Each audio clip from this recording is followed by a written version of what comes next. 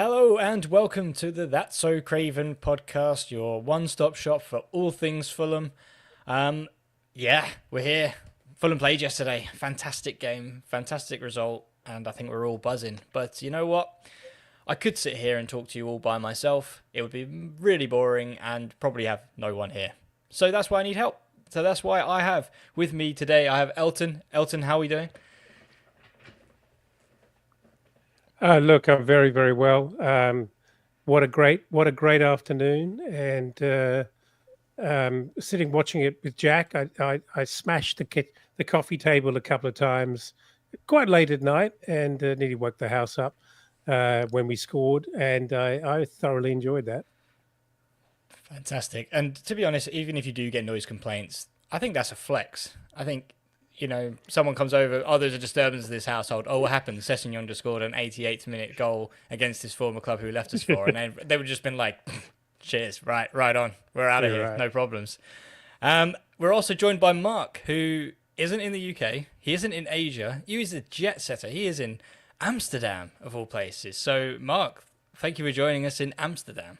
Well, always happy. Less happy hopping around the world. Would love to just stay in one place, but always happy to be on this show, especially after a big win. So much to talk about, and really keen to sink my teeth into it. So let's get cracking. That's right. So I think Elton watched it from TV. I mean, did you watch it on TV or did you not really have a chance to? Yeah, yeah. I No, mean, no, first absolutely. Mark, Watched it. sorry. No, watched it. Oh, sorry. Yeah. Yeah, I can hop in. I didn't watch it on TV, but you know, if you were to join our Discord, which is a fantastic place to Ah, talk all things Fulham, meet like-minded, intelligent, handsome men, women, and theys, there could be an option to catch the match in some format. So that's how brilliant. I may have watched it. And there you go. I was Gotcha. originally going to go on a tangent of, you know, we'll try and paint a picture for you, but you've just done a fantastic plug for the Discord, so you saved me a job there. But yeah, Discord is popping, by the way. Like we got 50 or 60 new joins last week, which I mean the username Plague Doctor. I think that's a pretty.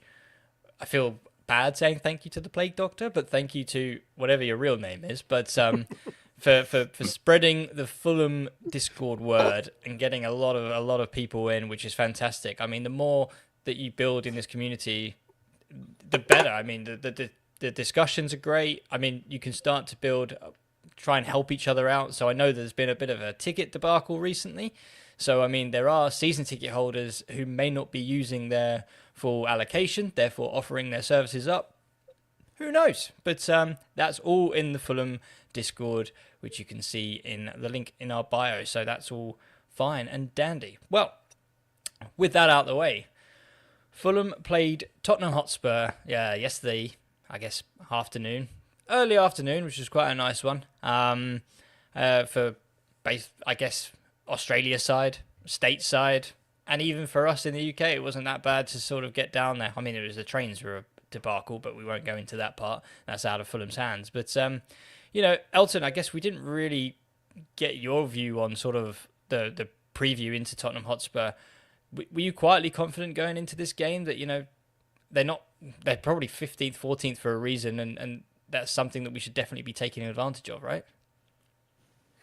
Absolutely. I mean, based on form, absolutely. But like so many teams in the Premier League, they've got crazy, crazy talented individuals who, in a moment, can hurt you. And we're a real sucker for that kind of thing. We seem to fall foul of it very often. So I'm never overconfident in games like these. Um, but no, I did feel like we had a chance. I'd never have picked 2-0. At the moment, I'm still feeling like we're good for leaking one, and we're not great at keeping clean sheets at all. So I probably wouldn't have gone 2-0. But yeah, I'm very, very, very happy with the result. Absolutely. I don't think many of us really predicted it. I think I think I jokingly said about 5-0 or something, just because everyone was so on the fence in the preview pod. But I don't think I really stood by my words with a lot of promise, if I'm honest. So, but I mean, there was a lot of talk, and I know we say this kind of week in, week out, and it's just Marco has a way of playing with our emotions, playing with our sanity, in playing sort of 4 at the back, 5 at the back.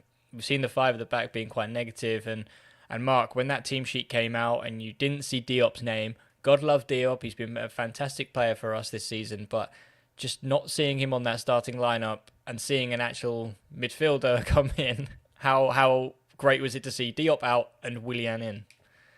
Yeah, I guess that shows us how much faith Marco has in Willian, that he's willing to start him now. Thought he played a pretty good game. I love the 4 at the back. I think that's where we're most commanding. That's what we're most used to. That's how we play. The extra midfielder definitely helps. And speaking of midfielders, AP, what a match! I know you evangelize him, so we take it with a pinch of salt every time. AP can, I don't know, walk into the room and Skippy will be like, "That was a magnificent, best walk anyone's ever seen." But he worked his socks off. He really did. And not that he doesn't usually, but this time I felt it was made especially clear. And unfortunately, there was just, in my opinion, maybe you guys disagree, so we'll get your take on it next, but there was just such a contrast when I compare him to ESR. ESR, I think maybe it's his body language or how he presents himself, but he just looks like slow, lethargic. Like, I'm not saying he doesn't care, but with AP, let's you can predict see what Mark was going to say, but I think I know. Yeah. No, there's a lot of energy from AP. And I actually think, I suspect he was talking about Andreas Pereira having putting in a shift yesterday. Can we talk about that? Do we want to dive in? Where are we going on this? Sure. We've lost Mark. But, let's go back to 4 at the back. Absolutely. I was incredibly happy to see 4 at the back. Sorry, can you hear me, Skip? Yeah, I can hear you. Yeah. I could hear Mark as well, but no, fine. You can go as well. Okay, cool. Yeah, incredibly happy to see 4 at the back. Let's be honest, that's our sort of go-to. That's where we're most likely to be successful and predictable. Not that it hasn't worked, but to be fair, it's worked on one occasion, and we should have put it away as a random experiment. I loved seeing Willian start. I was kind of surprised. I thought that could be weeks away, if ever. I would have been pretty happy if we used him as a sub all season. I think that would have been perfectly acceptable for kind of where we were and where he is at his career. At this point, I'm taking Willian on a free until he's 50. If he can do that, absolutely remarkable. I thought he was sublime yesterday. I thought he was absolutely silky smooth. He added something really special. He brings out something really special in a number of players. I've banged on about this so much, I'm almost sick of my voice on it. But I really do think he continues to add something special, and I can't get enough of him. And Pereira, he was outstanding yesterday.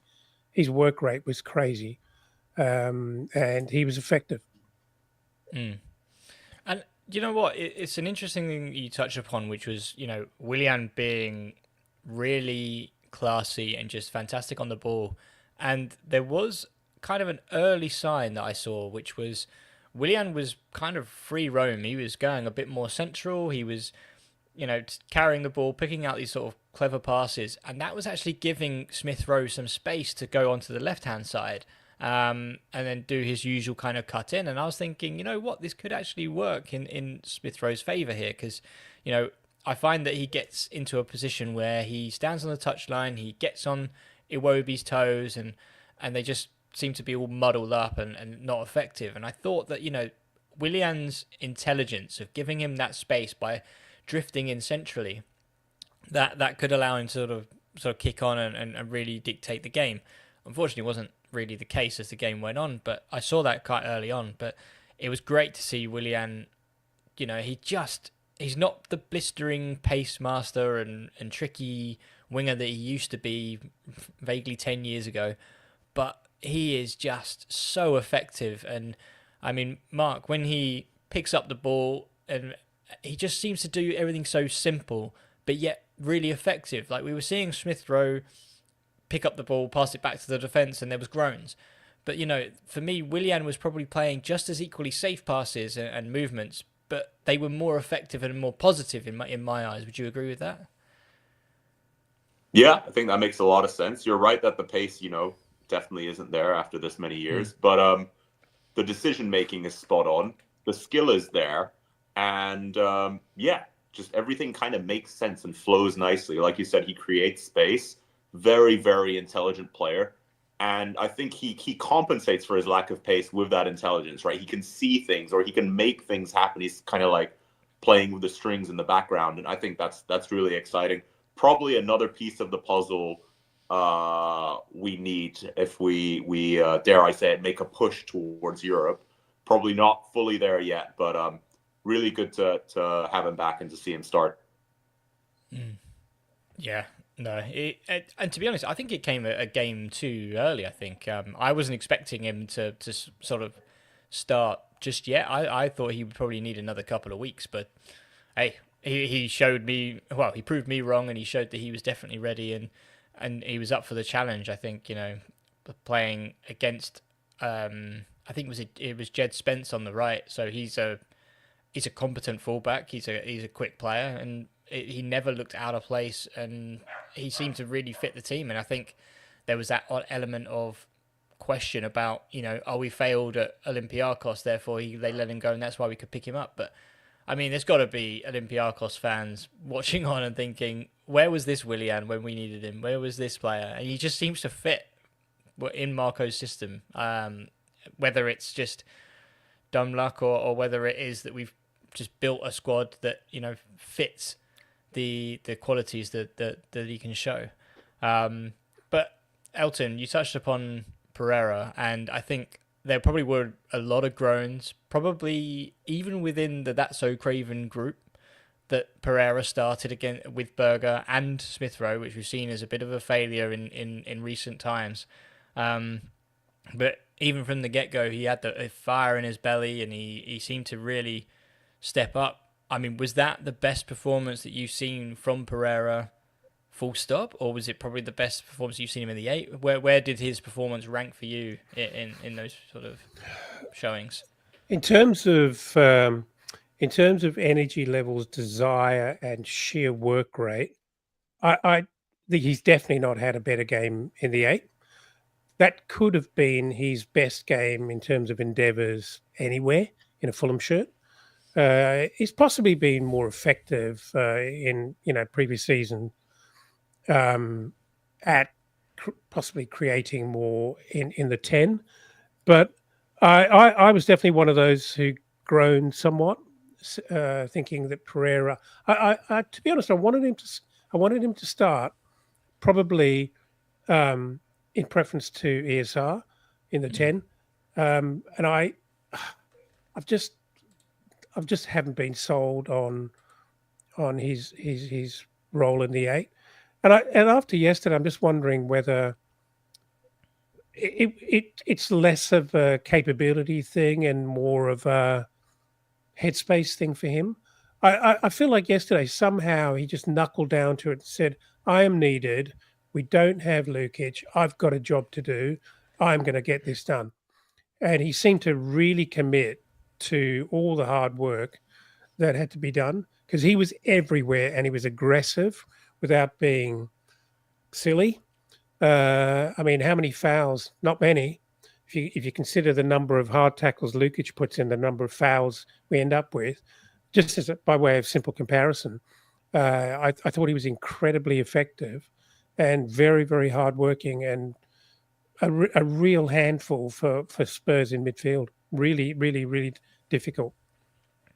And I think that was something which I found quite interesting as well. You talk about the aggression and the sort of the tackling that Lukic does, and Pereira had to kind of imitate and give his own sort of version of. But he didn't pick up a yellow card, which I found quite interesting as well. I don't think there were any yellow cards in the game, but so obviously Lukic on a ban for picking There's up barely 10 a yellows. foul given. Let's be honest. Well, yeah. I mean, there's letting the game go, and then there's not Sure. even watching the bloody game. But but hey. I mean, I guess moving on to the actual game itself and kind of the key points. First half, I mean, there's always going to be a shout. I'm not going to do these in chronological order, but this is the first thing that came to my mind was, a ball in the box from Iwobi, and it looks like Jimenez has a kind of a free run at it, and then out of nowhere he's now on his front. Was that a penalty for you, Mark? Did you think? Thinking back on it now, I'm gonna go full biased Fulham fan and say yes. Why? Because of all the players in our squad, I think Raul's definitely one of the more honest ones, right? I think he will try and head the ball. Like, you can see the two hands on his back, and he completely misses the ball, and then he falls to the ground.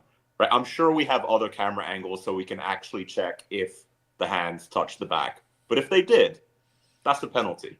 I mean, come on. You shoved the player. You didn't try and go for the ball in the box. It's pretty cut and dry, in my opinion. So, yeah, I'd want to check the tape, but I think that's a penalty. What do you guys take? What's your take on it?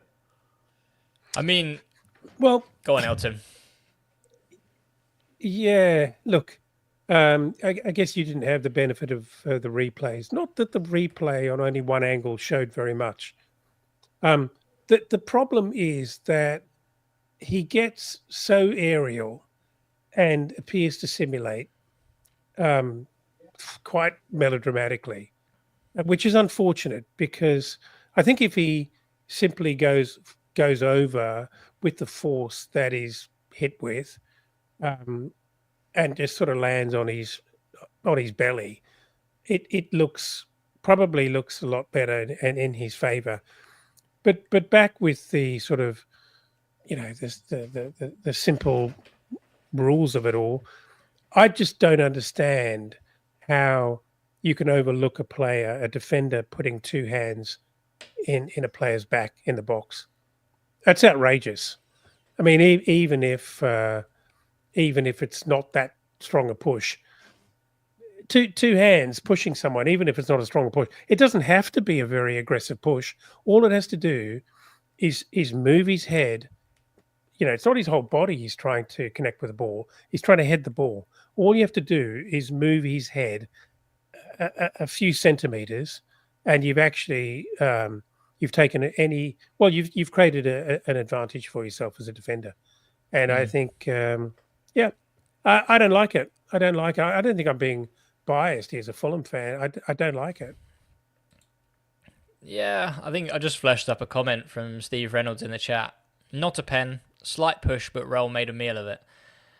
I think real time, sitting in the Hammersmith end, so completely opposite end of where it happened, it looked like a penalty to me. But obviously, once you look at the replays, you look at all these different things and all different variables, I don't think it's a penalty, personally. I think that you're quite right that it doesn't take a lot to push someone off balance if they're going for a header.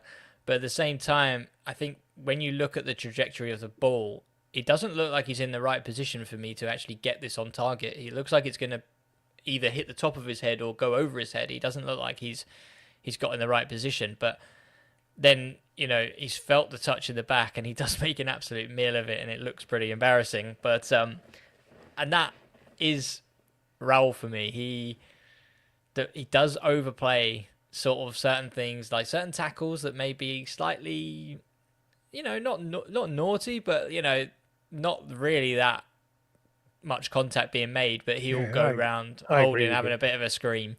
So it's kind of like boy who cried wolf a little bit for me. But I mean, look, I think you've seen him given. if he had given that in real time, and this is going to be sort of a quick fire to both of you, if that's been given in real time and then VAR's intervened, would they have seen that as a clear and obvious error to overturn it, Mark? No. It meets the minimum criteria for a penalty. We can argue whether it's soft or not. And to your point on he wasn't even on target, I think Harry Kane going back to the Euros, he wasn't on target with his shot towards the Dutch goalkeeper, right? So it's not, I think it still went in. Right? My point is, a foul is a foul, irrespective of whether it's a goal-scoring opportunity in the box. So that's where I stand on it. I don't think VAR would have overturned it. Elton? Yeah, look, I bet they wouldn't overturn it, but that's another topic for another podcast. Steve makes a comment here that Elton, you'd have a penalty after every corner if that was the way. And I honestly, Steve, I'm intensely frustrated that different rules apply if it's a set piece in the box as it is as might apply in the middle of the park. I think that's crap. I think it lacks balls because obviously the impact is huge if a free kick is given, but it's just rubbish because if you actually gave a free kick for a genuine foul across the board and didn't care what part of the real estate a player was on, I think people would be pretty happy with it, But that's not how the game goes. Yeah, I think it's one of those things, isn't it? It's when you give one, then you've got to give all of them, and then it's just going to be.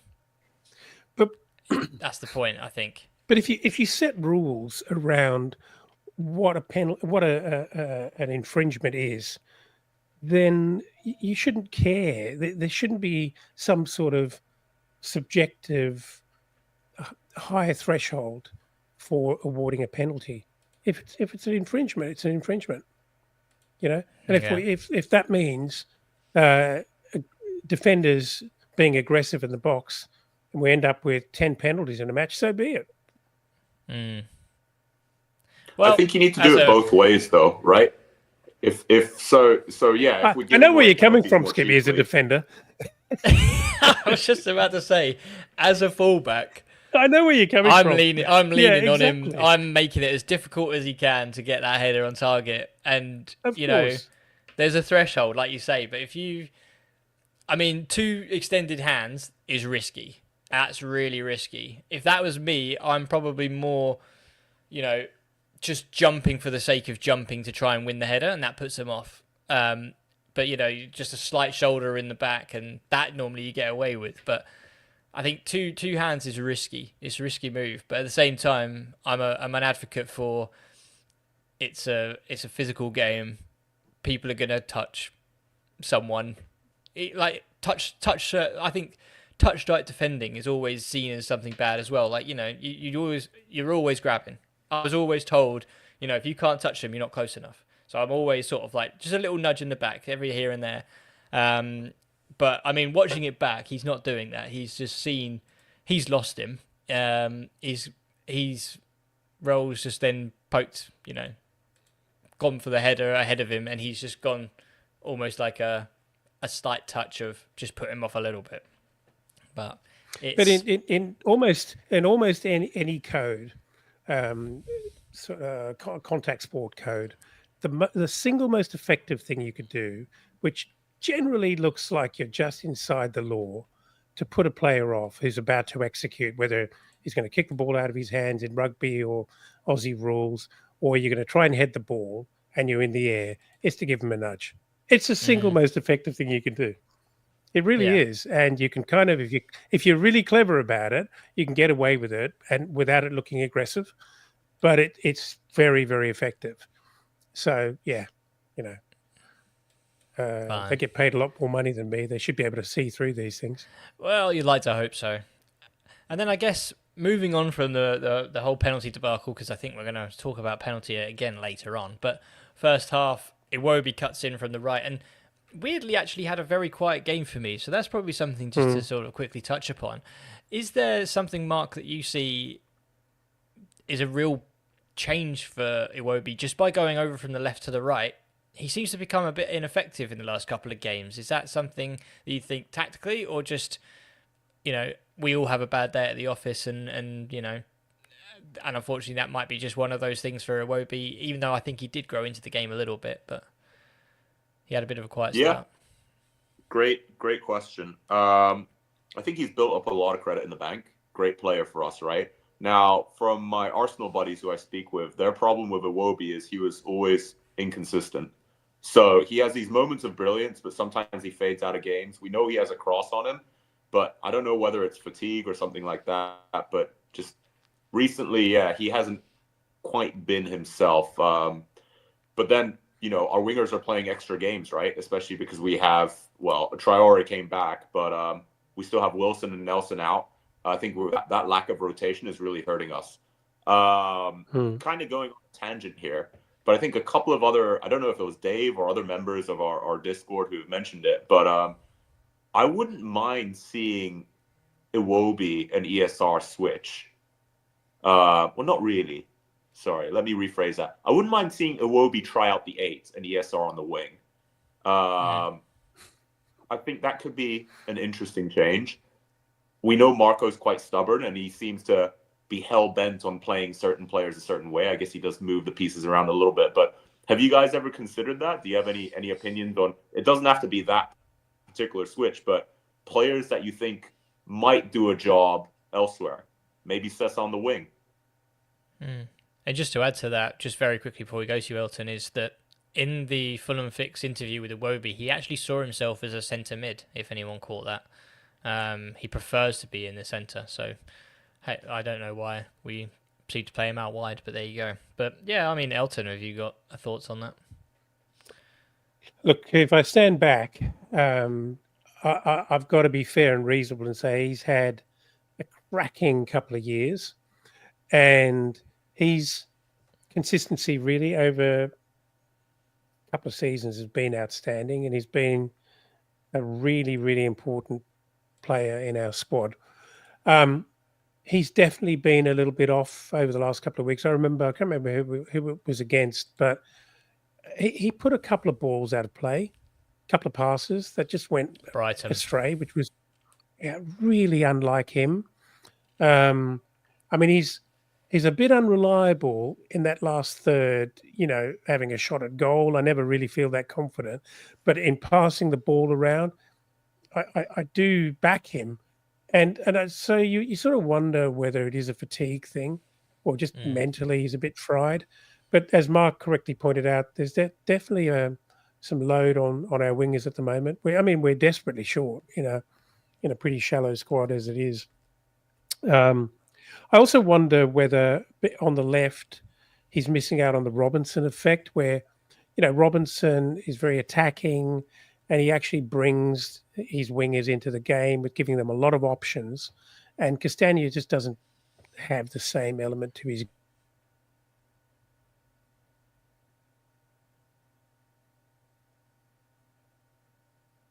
I think he was going to say that Castagna. Oh, there you go. He's back.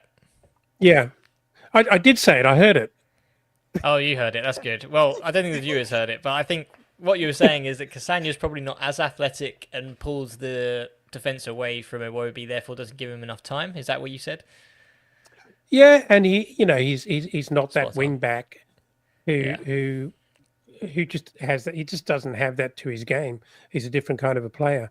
So I think maybe in a more static right hand side, Iwobi suffers a bit. But no, I think I get that. In terms of the switch, I'm still having a lot of problems with ESR. I know we need to be patient with him, and I thought he was quite good in certain periods yesterday. I thought he did some small good things actually. He did actually participate in just when we won back possession, just laying them off, really simple things, but just laying the ball off and actually allowing us to sort of gain composure, which is neat because it means he's very good in tight areas. And I just want to see more of more of him doing that. And I want to believe that someone like a Willian playing in that sort of style can bring him out and make him feel confident that he can make the little runs, that Willian will find him, you know. And I know that if Harry Wilson was fitting in this squad, he'd be getting amongst it as well. And suddenly it changes.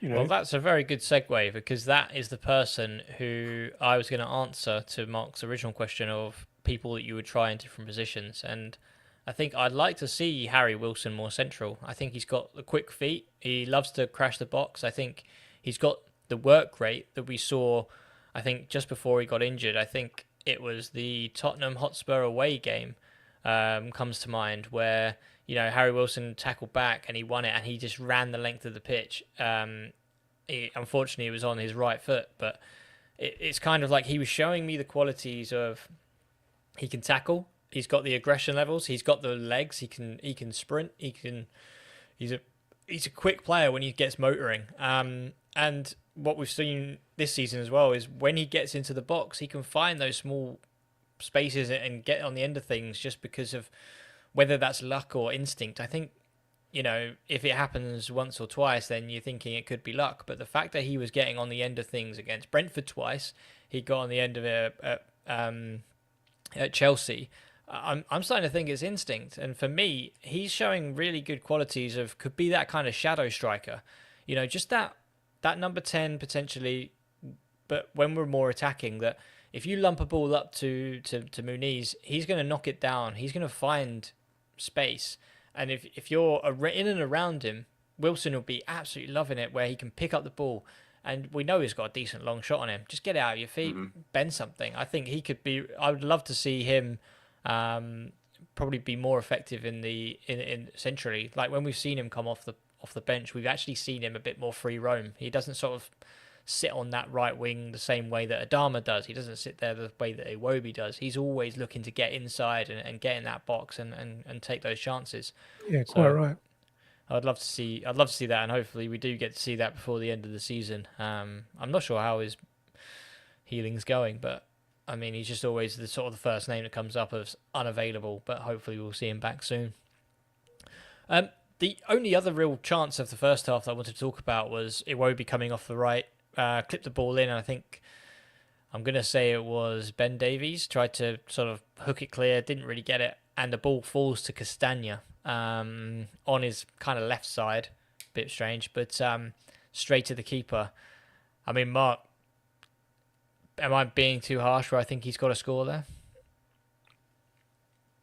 He's got to test the keeper more, right? And I think he massively underhit it. I guess it's better to have it on target than lash at it, but I think Vicario is a very good keeper.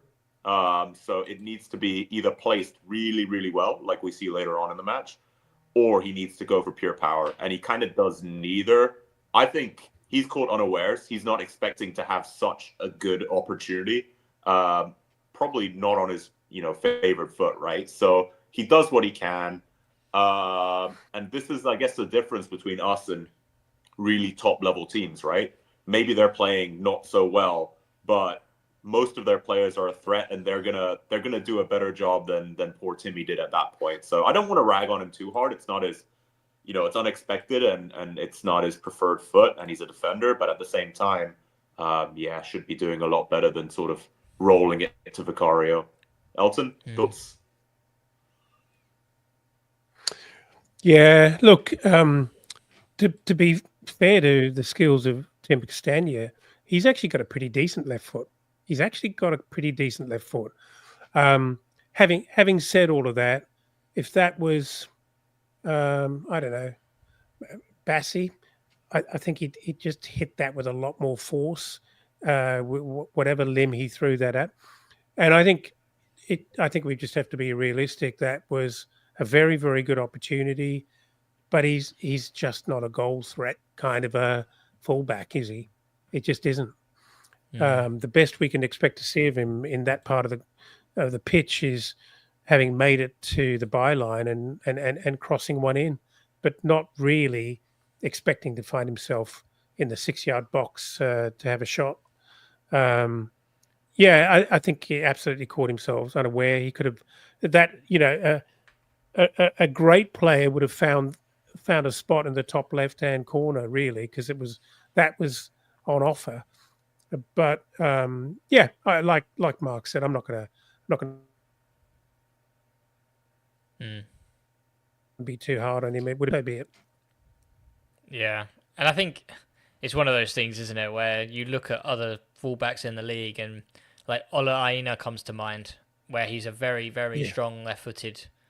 He's a right back, but his left foot is quality. So you feel like, oh yeah, he's finding it. I think even Kenny in that position, he finds a corner. I think the way that there's two ways that you attack it, right? If you're a right-footed player, you either hit it with all your might, which Smith Rowe did, I believe, in the second half when a corner came out to him and it trickled over my head, and I sit in row X for context.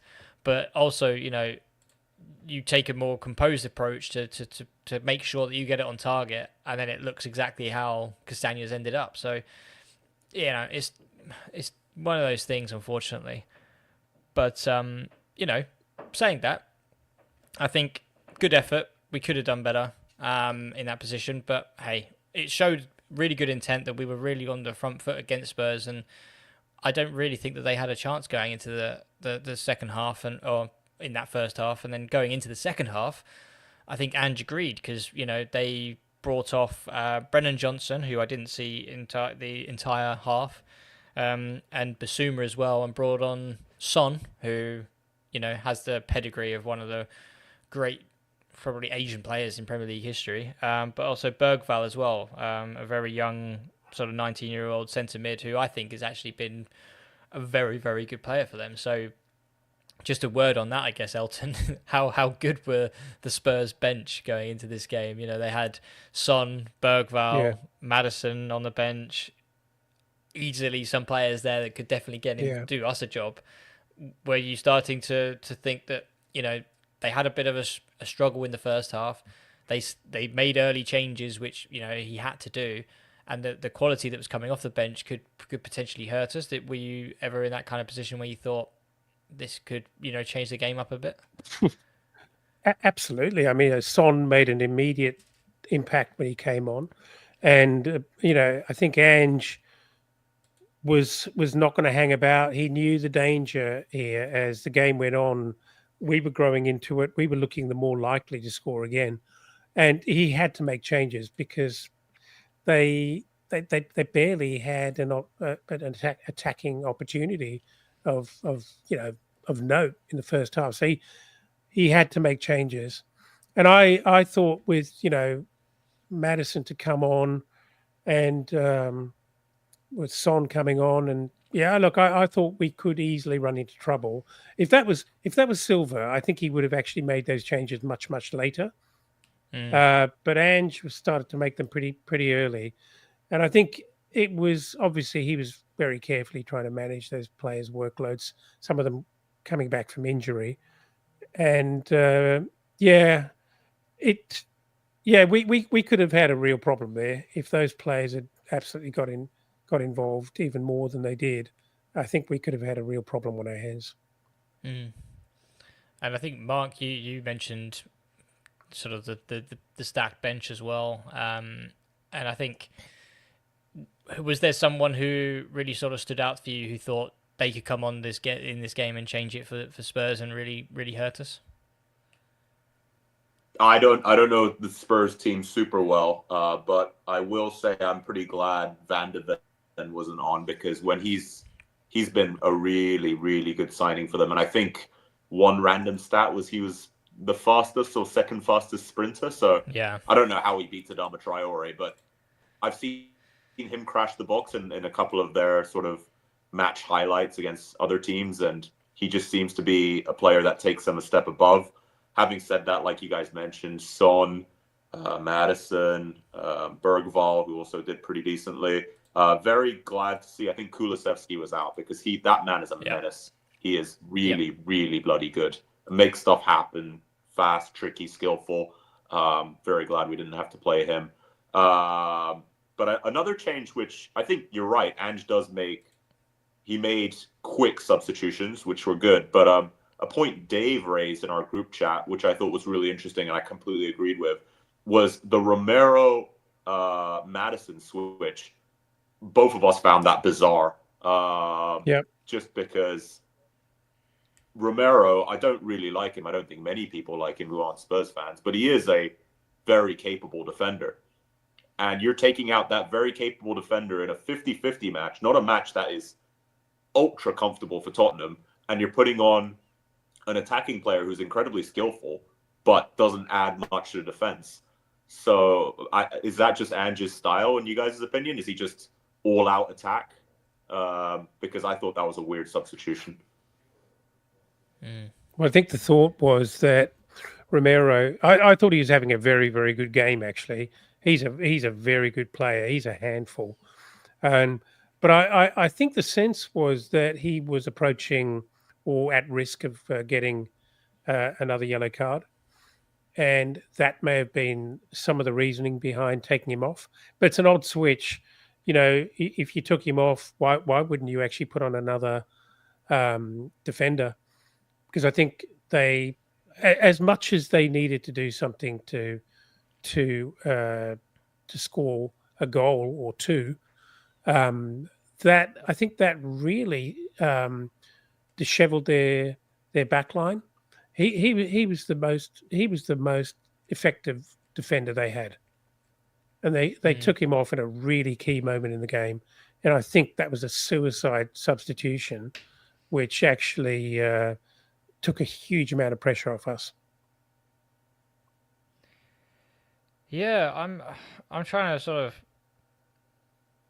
pinpoint the moment as well, because I think just to touch upon, after the changes, Son was very positive. I think Solanke had a header and a chance over the bar, and Tell had a long shot. But yeah, you're quite right. Like 63rd minute, we brought on Rodrigo Muniz, who anyone who has watched Fulham at least once or twice knows that he is the more physical, the battler against the defence when it sort of compares to him to Raul Jimenez.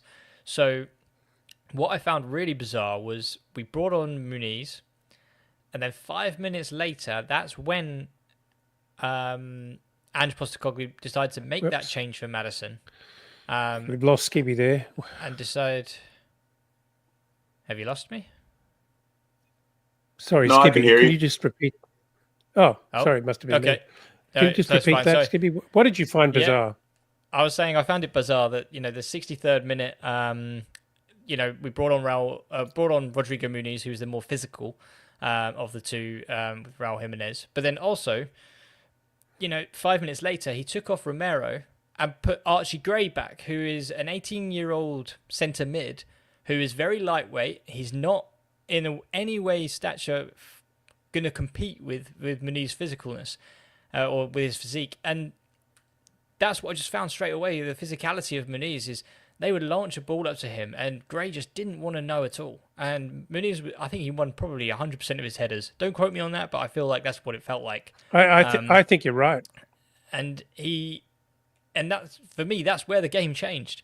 He decided to put Maddison in, but that's when we started to sort of miss the midfield a little bit, and pump these long balls up to Muniz, and we were just getting these wins and popping it down to Traore and out wide, and we were just running the show from that point. And then it comes to the goal, and I think that's one of the key moments here, is that you saw the defensive mentality of Fulham to win that ball back, and I think it's Odegaard gets the ball on the wide right, or it might have been Tell, and there's no one within 20 to 30 yards of him, down the line or even inside. Solanke and Son were doing their own thing. Maddison was on the wrong side of the pitch, and we just absolutely swarmed him. And I think Willian wins the ball back out to Robinson, and we ping the ball in, really well taken down, and Muniz strikes it home. And that just, for me, just showed, one, how Ange Postecoglou lost the game, was by that substitution straight away. But also, I think it was just fantastic to see Fulham defending in the way that they did, in a really positive manner of, hunting in packs, getting that ball back, and just not giving up the second ball. And I think it was almost like a mentality that Pereira had taken into the game, but there must have been a wider conversation about it, because everyone seemed to have that mentality. And I think, Mark, your thoughts on the goal? I mean, it seemed to be like the chance was gone. We seemed to do this very similar thing that we've done in recent times, which was too many touches in the box, no one getting that shot away, and then out of nowhere, Muniz just has a swing at it and finds the bottom corner. Well, I'm tempted to do the BBC Match of the Day analysis, where all I do is rip on the Tottenham defence for 5 minutes and don't mention Fulham once, because I guess the ball just became sentient and rolled itself in. So that's pretty cool. They should do that. Maybe we can do that on the Puma doing the new balls and making sure they're not sentient and Fulham don't win by default. But yes, so great energy, great mentality from our guys to fight for the ball. Madison, I don't know if it's a lazy leg or it's unfortunate, but the cross comes in and kind of bounces off of him. Traore is the first to react to it. Love that energy. Gives it to AP, who then sees Muniz, lays it off, and Muniz goes for the placement rather than the power, and it beats Vicario. Having joked about the Match of the Day analysis, I will say that the Tottenham players were statues, though. You watch that whole passage of play, and maybe one of them moves towards Pereira and the other 5 just stand there. So, and this isn't me ragging on the Tottenham defense at all. If anything, what I said in our group chat is we're those guys in the 94th minute. We're the ones where the other team's pushing really hard and we're seeing it out and we're under a bit of pressure, but it's okay because we have 6 players in the box and somehow the opposition has managed to score despite being outnumbered 3-1. But great movement from us, huge passion. Great shot from. It almost felt like it trickled in. It was so slow, but it beats Vicario because it's inch perfect. Loved that goal and loved the multiple celebrations from Muniz.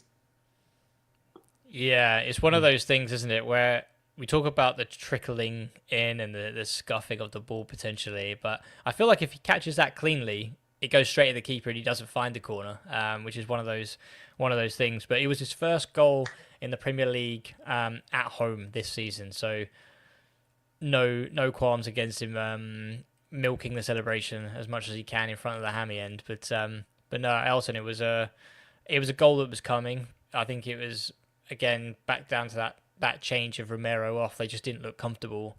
I mean, from then on, it just seemed that there was a lot of chances. There was one which I think that you would have absolutely loved, where I think Pereira wins the ball back sort of deep into Tottenham territory, swings an early ball in to find Muniz. Ball falls to Willian with acres and acres of space. I'm sure you wanted that to nestle in the top corner, didn't you? I was willing it. I was willing it in slow motion to just tuck inside the post, and of course it never happened. But yeah, I think we were really ascendant at that point. We were all over them, and it looked at that point, and for some time prior to that we looked like the only team who were going to score. We just looked very, very hungry, and I'm a very big fan of Muniz. Not only because he's just a lovable teddy bear, but I just love the energy he brings, and we've talked about this in various other conversations about Fulham lacking a sort of a leader in terms of someone wearing the armband to really G the side up and actually inject some energy and can do type of energy into a game, particularly late in a game. And I think he does that. He does it by example. Those headers, his aerial ability yesterday was really impressive. And not only was he winning his headers, and I certainly did win 100% of them. His technique of knocking the ball down into the path of players around him is very, very good. He's not just a gym junkie who's actually a very strong guy and tough in the air. He's actually got very high IQ and awareness. And so, with that in mind, I think he brings so much when he comes on. I was saying to Jack, I was saying, "Jesus, I hope he doesn't only get 15 minutes in this game. It's going to be a crime." And he got a little bit more than he normally does. I think he might have got about 25 minutes yesterday, plus stoppage time. And I think that's if we're going to play him off the bench, that's a more effective and appropriate amount of time to give Muniz to have an impact on the game. It's just too hard for him to come in because I think if you think about what he does, he comes in, he throws himself about, he gets involved, and I think that energy needs a little bit of time to percolate and sort of spread around the team for him to lift everyone. And so yeah, I love it when he scores. I'm so happy for him, and I'm actually happy for all of us because I think it lifts everyone. Mm. And it's now an interesting time because we've now entered the circle of Fulham scoring again. So it's always Raul has a good game and scores. Then he doesn't have a great game and gets subbed off. Muniz gets subbed on and then scores. And then he then starts the next game, doesn't score, but then Raul will come on. He'll then start the next game, and Raul will score. So we're into that kind of cycle now. So by that logic, that means Muniz starts against Palace. And I mean, we'll not do the Palace preview now because we're 2 weeks away. But I mean, for me, he's got to be that starting striker. But and we'll see. But no. So and then interestingly enough, we go back to penalty chat again, back to VAR and all this crap. But so Bergvall gets the inside line on Bassi. Bassi kind of extends, leans into him, but also extends trying to get to win the ball. Doesn't touch the ball. Ball runs out of play. Mark, penalty or no penalty? I try to pride myself on being fair, and I also think that meets the minimum criteria. It's in the box. Player doesn't get the ball. Player clips the attacking player. And it's not a 50-50, right? He's coming in from basically behind and misses a ball. Like, it's soft, again, subjective. I would think it's soft, but I would still, and to be fair, I would give that. And I would grumble, but I would accept it if it was given against me. Elton? Yeah, I begrudgingly, miserably have to agree. I think I was actually surprised. It was VAR checked, and it was not found to be, kind of a major oversight from the ref, which shocked me. If that was us away at Old Trafford, and we did that, I reckon that's a penalty every time.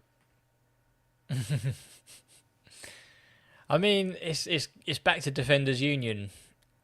Like, I'm what I said earlier was the leaning on. You physical, you make yourself there, and if I'm running side by side with someone, and I've kind of cut across them to lean on them to stop them from getting to the ball, I don't think it's a foul personally. I think it's a soft one. But it's one of those where I think if he does that in the middle of the pitch, ref blows all day long and gives a foul. But in the box, running out of play, I don't think so. And Claire is absolutely spot on in the chat.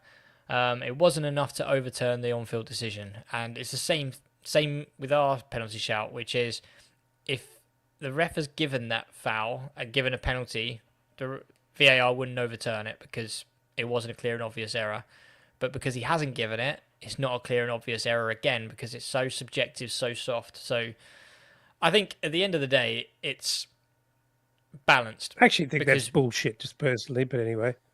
In what part's bullshit? Go on. Well, because actually he did make an error. I think it's a penalty. He stood on his foot. He's come from behind. He stood on his foot. He's impeded him. I don't want it to be a penalty, but he stamped on his foot. I don't think I might have to look at this again, but I don't think any studs make contact with the foot. I think it's like the foot goes across his shin, if anything. That's kind of it, isn't it? Okay, turn it round. If Would you actually still be part of the defenders union if that was Live and die by the Mooney's? union. If that was Mooney's against Mooney's or Harry Wilson or something like that, running into the box. I'm a balanced football fan. I would say yes, and I would say that because I always flip it around. That's the exact way of how I deal with these sort of decisions. Of well, if that was Muniz or whoever running into the box and someone sort of leant on them and tried to win the ball like that, I still think it's too soft. I think there's going to be comings together. There's going to be elements of because not every physical contact is a foul in my opinion. There has to be like a real reason. Like if for me, if Bassey's gone across him and clipped his ankles and clearly made contact that he has to go over, I think that's a foul.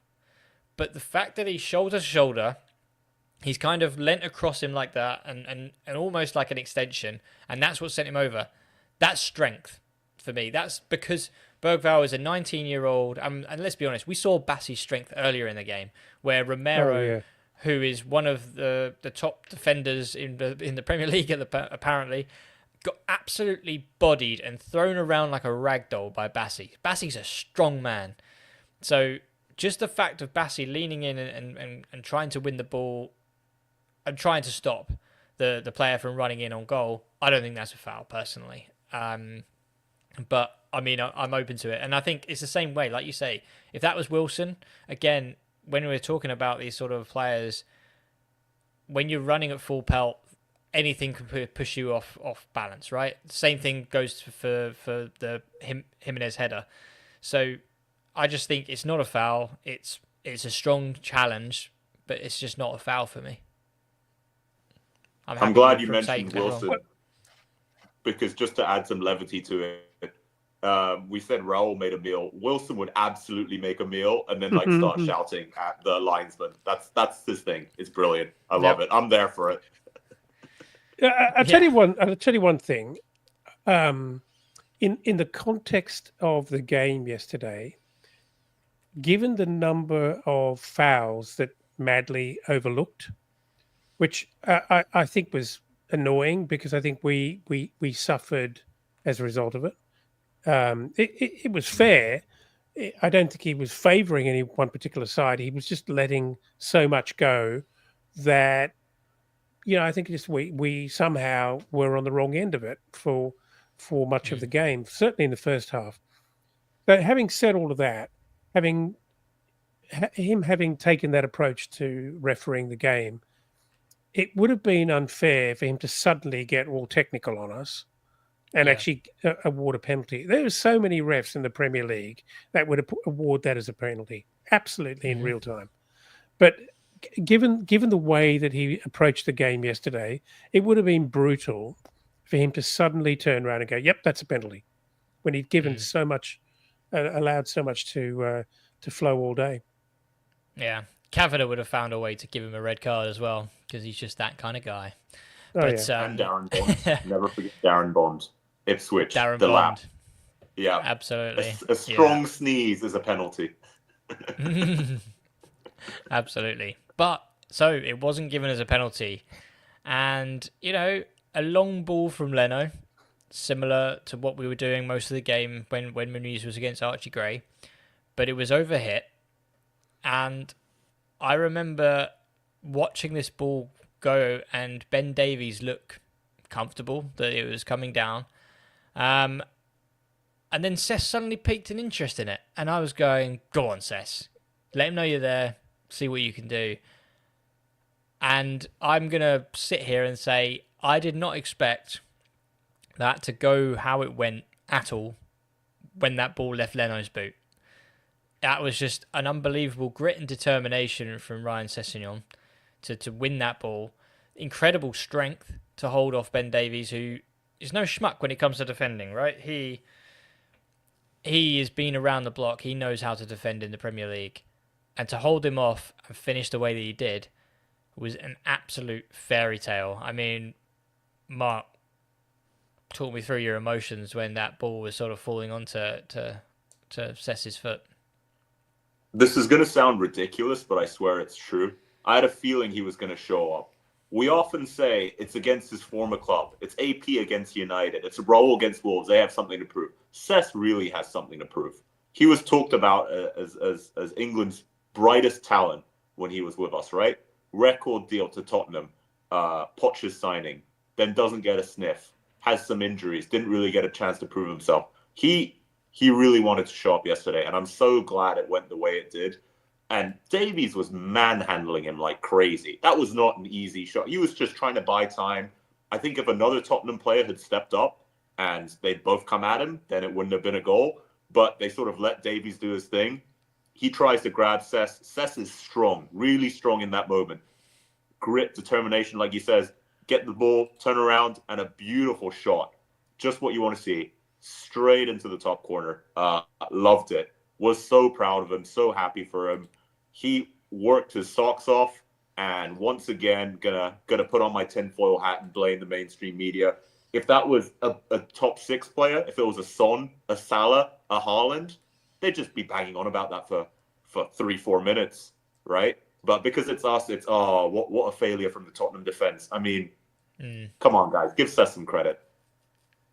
Yeah, no, for sure. And Yeah. I think, Well, I think Elton. it really speaks a lot to. It really speaks a lot to Ryan Sessegnon's attacking instincts, and you know, I think if there was ever any doubt as to where we need to sort of invest our time with Sessegnon, I think hopefully that's put it to bed. That we need to find a way to create opportunities for him to be part of the attacking force at Fulham. He's very, very good.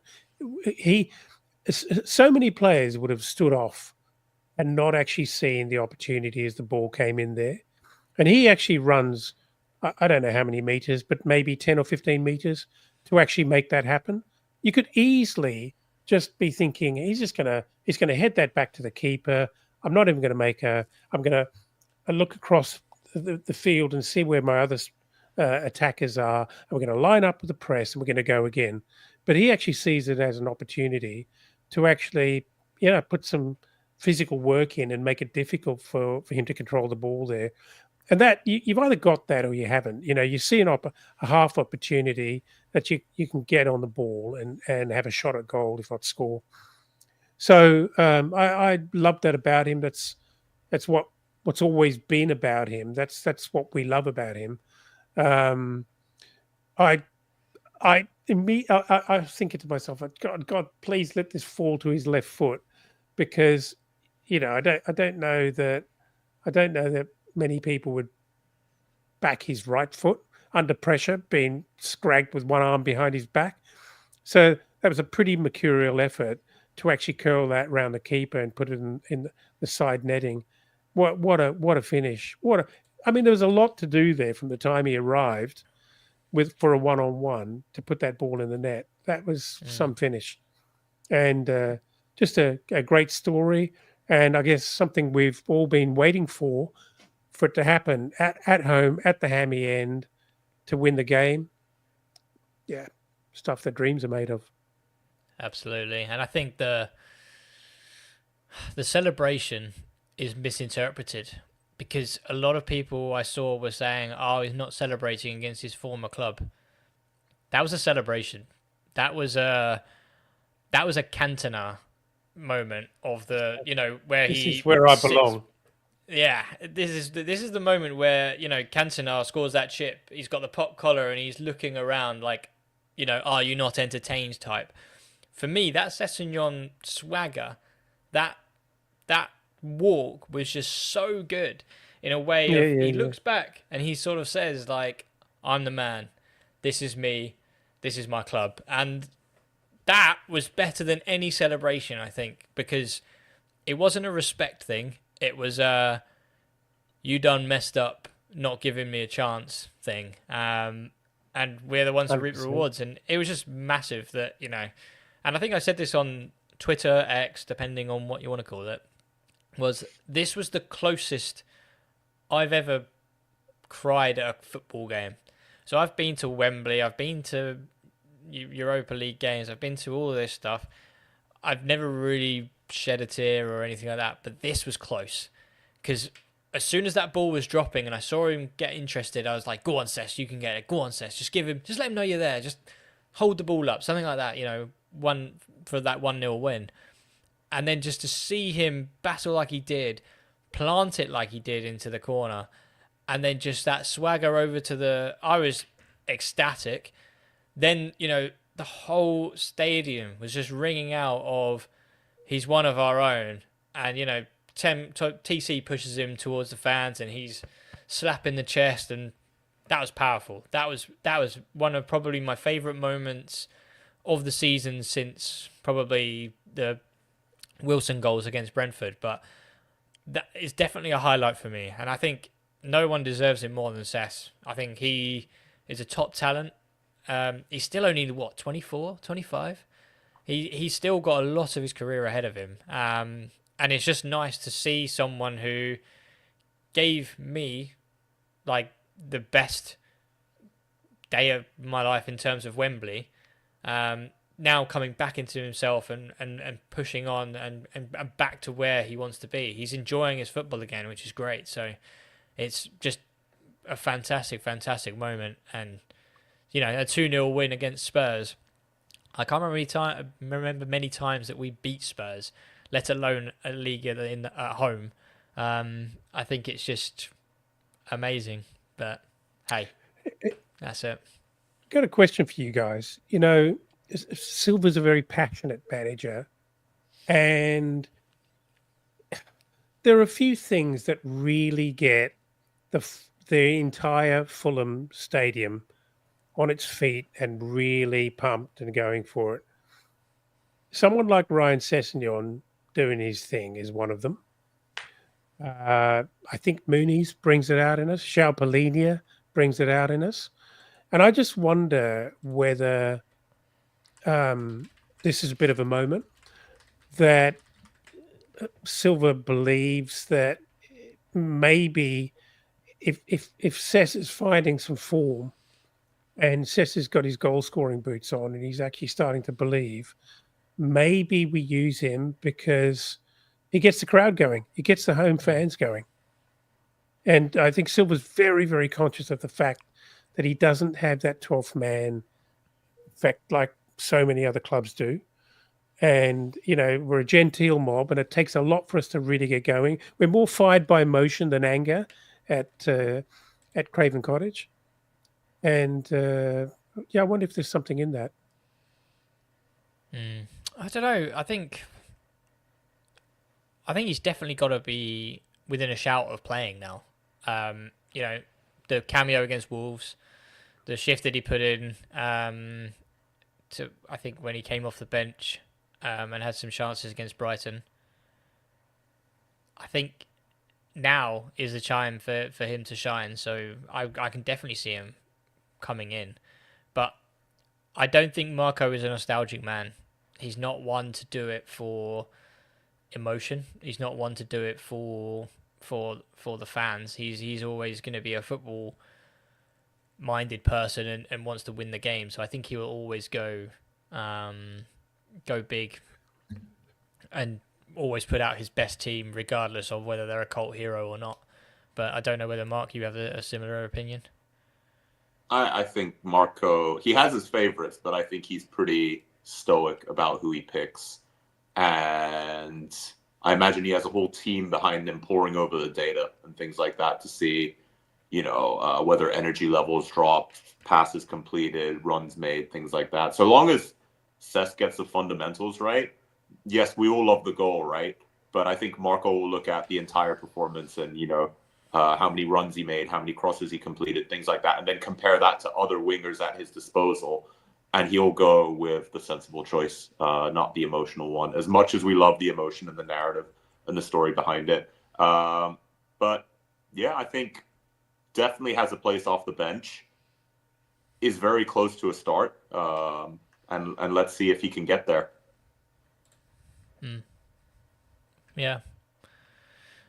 Well, I mean, looking at the stats, completely dominated the game, possession. We had shots, passes, everything. Just it was a great performance from everyone, and I mean I'm gonna quickly put this out to sort of really close it up. So obviously we've got 3 points off Champions League, so let's not delve into that too much because we always talk about is it happening, is it going to happen? God knows, but we are in a very good position, sitting eighth after a fantastic win. But I think the toughest question to end on for me is Elton. Who was your man of the match?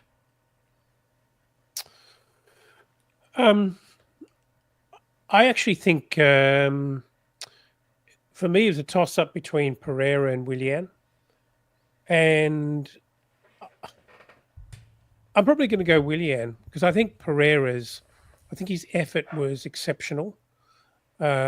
He was incredibly hardworking, did a fantastic job of replacing what we've come to expect from Lukic.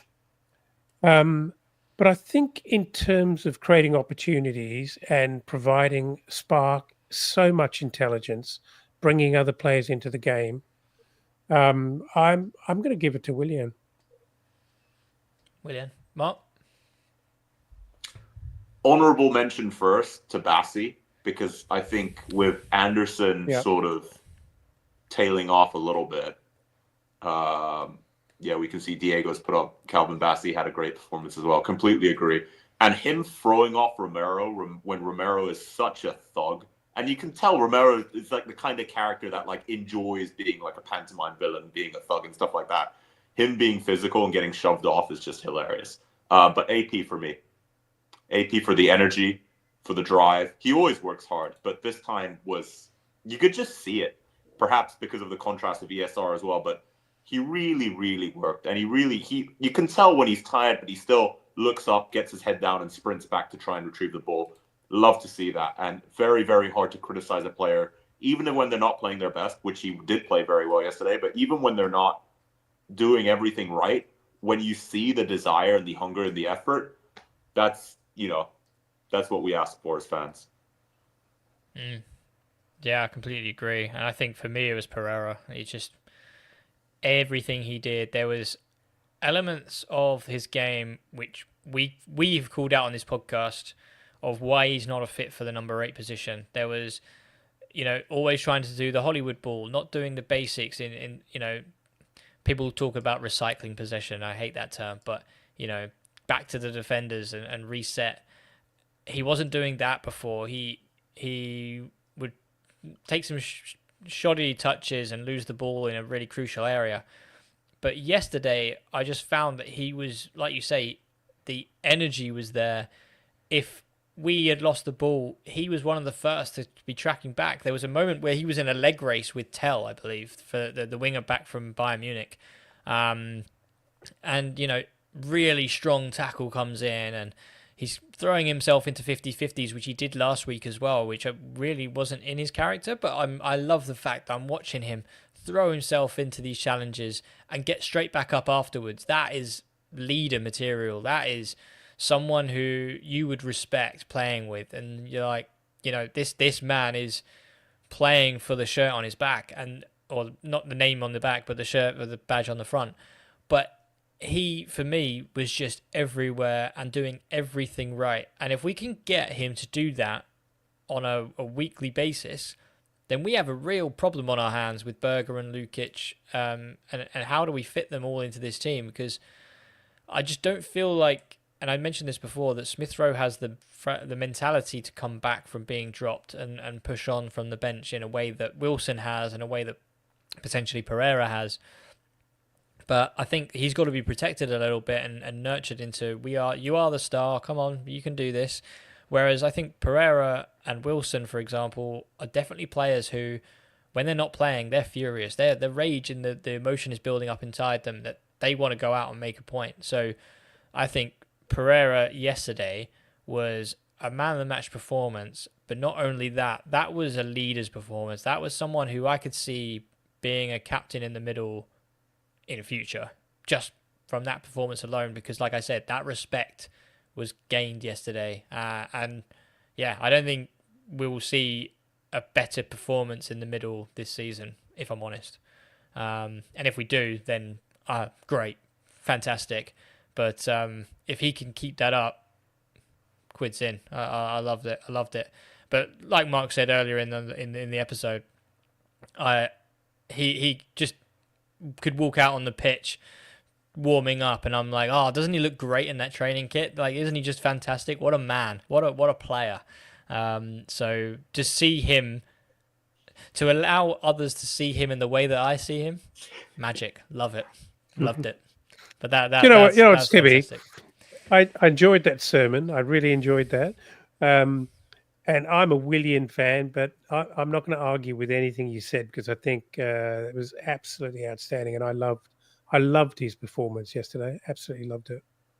Yeah, fantastic. Well, there we go.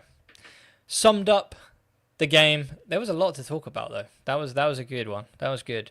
But hey, we've got a break now. We've got an international break, which is come at probably the worst time, considering we're off the back of a really good win. But at the same time, a rest for Castagna cannot be overestimated. So, well, hopefully he's not playing for Belgium. That would be fantastic. Can't he just say he's injured or picked up something? But yeah, we'll see. But hey, we got Palace coming up. But we are back for After Dark on Thursday, where it's a bit of a different episode because obviously we've got no game to sort of preview. But we will be still talking all things Fulham, so be sure to tune in for that. But today, Elton, thank you very much for joining me today. Absolute pleasure. Enjoyed it, guys. And well, I'm not looking forward to the international break. I never do enjoy them, but maybe we all need a bit of a break, and I don't mind the guys getting some rest. That's for sure, because I think we're almost at breaking point. The Aussie doesn't like Australian national team. Shocker. Mark, thank you very much for joining today. Bit of a sly dig there, but yeah, always happy to be here. Always happy to chat all things Fulham. The boys need a break. They need some rest. So hopefully Tete is back quite soon. Maybe we hear some news on Wilson. I'm not sure, but and always excellent to finish on a win. So we're finishing on a high. Absolutely. And speaking of high, behave yourself in Amsterdam.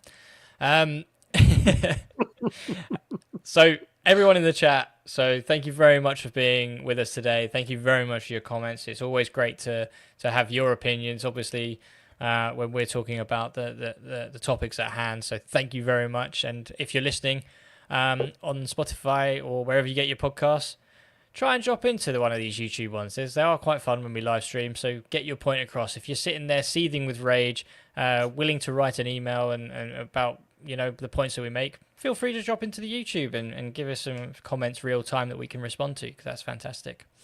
But guys, thank you very much again. We've been That's So Craven, and as always, come on you whites.